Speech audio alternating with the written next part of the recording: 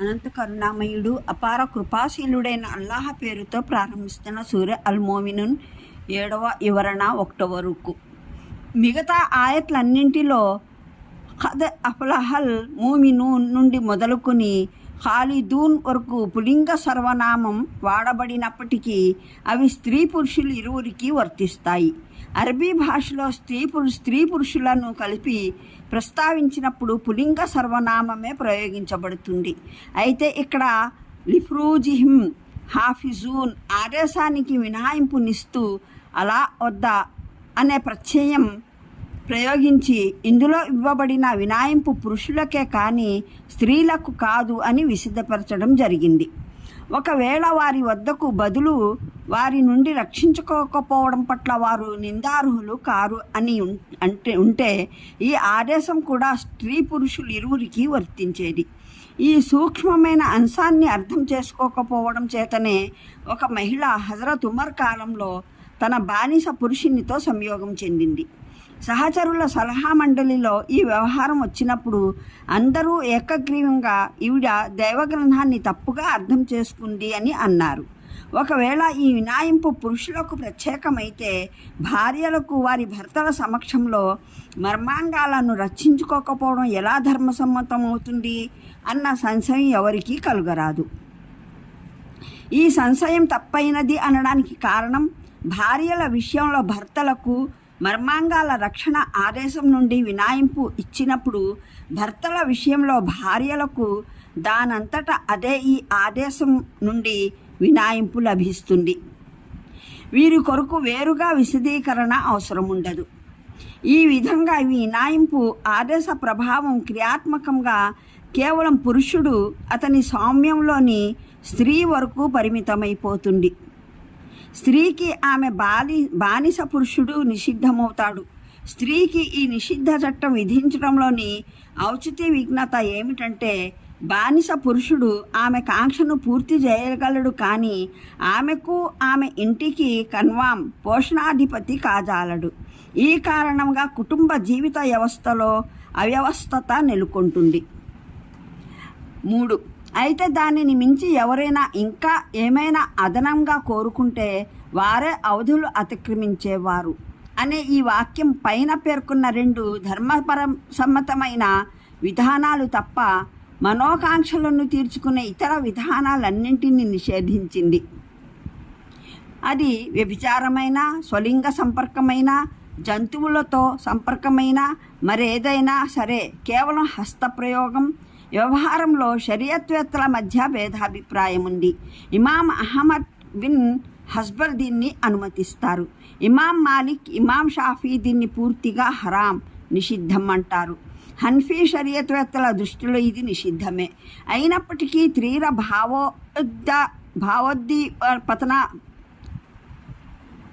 భావోద్దీపనావస్థలో ఎప్పుడైనా మనిషి చేత అసంకల్పితంగా ఇది సంభవిస్తే అతడు దైవం చేత మన్నింపబడతాడన్న అవకాశం ఉండవచ్చు అని వారు అంటారు. కొందరు వ్యాఖ్యాతలు ముతా నిషేధాజ్ఞలు కూడా ఈ ఆయత్ ద్వారా నిషిద్ధపరిచారు. వారి వాదన ఏమిటంటే ముతాకు లోనయ్యే స్త్రీకి అటు భార్య ఆదేశం వర్తించదు, ఇటు బానిస ఆదేశము వర్తించదు. ఆమె బానిస కాదన్నది సుస్పష్టమే, భార్య కూడా కాదు. ఎందుకంటే భార్యకు సంబంధించిన చట్టపరమైన ఆదేశాలన్నింటిలో ఏదీ ఆమెకు వర్తించదు. ఆమె పురుషుని వారసురాలు కాదు, పురుషుడు కూడా ఆమెకు వారసుడు కాడు. ఆమెకు ఇద్దత్ లేదు, తలాఖ్ లేదు, భరణం లేదు, ఈలా, జహర్, లిఆన్ తదితర ఆదేశాలేవి వర్తించవు. 4 భార్యల పరిమితి కూడా ఆమెకు వర్తించదు. అలాంటప్పుడు అటు భార్య ఇటు బానిస రెంటి నిర్వచనము ఆమెకు వర్తించనప్పుడు ఆమె తప్పనిసరిగా దానిని మించి మరేమైనా పరిగణించబడుతుంది. దాన్ని కోరేవానిని ఖురాన్ అవధులు అతిక్రమించేవానిగా పరిగణిస్తుంది. ఈ వాదన చాలా బలమైనది, కానీ ఇందులో బలహీనమైన కోణం ఒకటి ఉంది. దీని కారణంగా ముతాను నిషిద్ధపరచడానికి ఈ ఆయత్ వర్తిస్తుంది అనడం కష్టమైపోతుంది.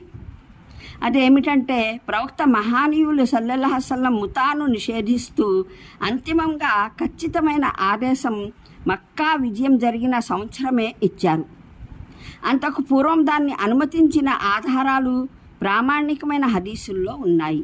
ముతా నిషేధానికి సంబంధించిన ఆదేశం ఖురాన్లోని ఈ ఆయట్లో వచ్చేసిందని కొన్ని కారణాల రీత్యా ఒప్పుకునేందుకు తావులేదు.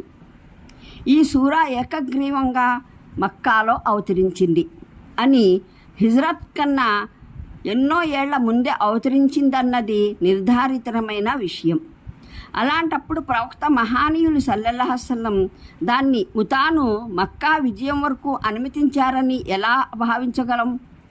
అందువల్ల ముతా నిషేధం ఖురాన్లోని ఏ విశిదమైన ఆదేశం ద్వారా కాక ప్రవక్త శ్రీ సల్లల్లాహు అలైహి వసల్లం సున్నత్ సాంప్రదాయం ఆధారంగా జరిగిందని అనడం సరైనది. సంప్రదాయంలో దీని విశదీకరణ లేకపోతే కేవలం ఈ ఆయత్ ద్వారా నిషేధ తీర్మానం చేయడం చాలా కష్టమయ్యేది. ముతా ప్రస్తావన ఎలాగూ వచ్చింది కనుక 2 విషయాలు ఇంకా విశదపరచడం సముచితమని అనిపిస్తోంది. ఒకటి, దీని నిషేధం స్వయంగా ప్రవక్త మహానీయుల సల్లల్లాహు అలైహి వసల్లం ద్వారా నిరూపితమైంది. అందువల్ల దీన్ని మహానీయ ఉమర్ రజియల్లాహు నిషేధించారు అనడం సరైనది కాదు. మహానీయ ఉమర్ రజియల్లాహు నిషేధించారనడం సరైనది కాదు. మహానీయ ఉమర్ రజియల్లాహు ఈ ఆదేశానికి అనిష్కర్త కాదు, ఈ ఆదేశానికి ఆవిష్కర్త కాదు. దానికి ప్రాచుర్యం ఇచ్చినవారు, చట్టం ద్వారా దాన్ని అమలు పరిచిన వారు మాత్రమే.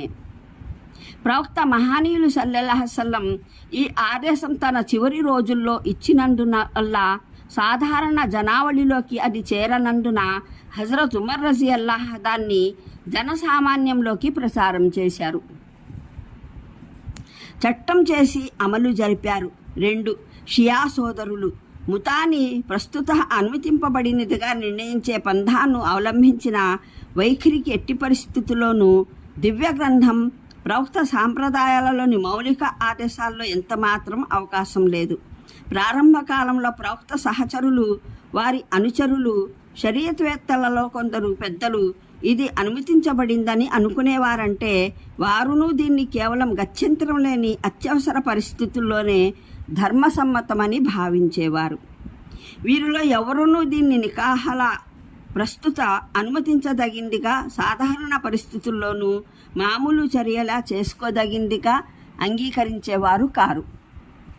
దీన్ని అంగీకరించే వారిలో అందరికన్నా బాహటంగా ముందుకు వచ్చేవారు ఇబ్ను అబ్బాస్ రజీ తన పంథాను ఆయన ఈ మాటల్లో వెల్లడించారు.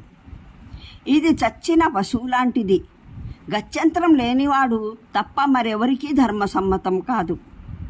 జనులు ఈ అవకాశాన్ని అధర్మంగా వినియోగించుకుని స్వేచ్ఛాయుతంగా ముతాని అవలంబించడం, అనివార్య పరిస్థితుల వరకు దాన్ని పరిమితం చేయకపోవడం గమనించి ఆయన ఆ ఫత్వాని కూడా విరమించుకున్నారు.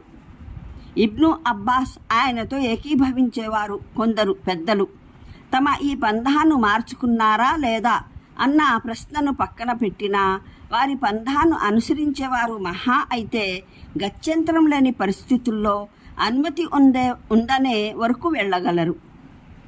పూర్తిగా ఉదారతను, అనవసరంగా ప్రయోజనం పొందడాన్ని, కడకు వివాహిత భార్యలు ఉండగా కూడా ఇలా ముతాగ్రస్త స్త్రీల ద్వారా ప్రయోజనం పొందడాన్ని విశుద్ధ అభిరుచి గలవారు ఎవరునూ సహించలేరు. దాన్ని మొహమ్మదీయ షరియత్తో ముడిపెట్టడం, ప్రవక్త కుటుంబంలోని ధర్మవేత్తలపైన ఈ అపవాదును రుద్దడం ఎంతవరకు సబబు? నా అభిప్రాయంలో స్వయాన షియా సోదరుల్లోని సౌజన్యశీలుడైన ఏ వ్యక్తి తన కూతురు లేదా సోదరికి ఎవరైనా నికాహకు బదులు ముతా సంబంధాన్ని ప్రతిపాదించడాన్ని సహించలేడు. అలాంటప్పుడు ముతాను అనుమతిస్తే సమాజంలో వేశ్యా